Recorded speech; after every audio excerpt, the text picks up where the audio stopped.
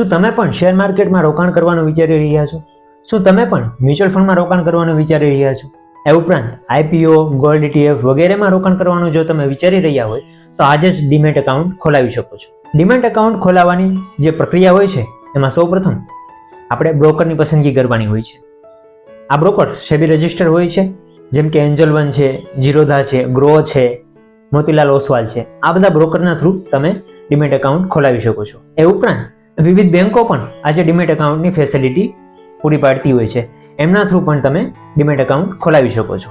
Demat account ખોલાવવા માટે bank detail, આધાર card, PAN card અને address proof અને ઓનલાઈન KYCની એક પ્રક્રિયા હોય છે, જે 10 થી 15 મિનિટમાં તમે કમ્પ્લીટ કરી શકો છો અને ત્યાર પછી 24 થી 48 કલાકની અંદર તમારું ડીમેટ એકાઉન્ટ ખુલી જાય છે. અને ત્યાર પછી તમે કોઈ પણ share, mutual fund, ETF, IPO વગેરેમાં અપ્લાય કરી શકો છો.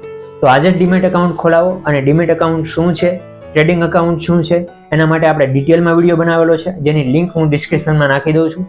તમે એ વિડીયો જોઈ શકો છો અને જો પસંદ આવે તો લાઇક, શેર અને સબસ્ક્રાઇબ કરી શકો છો.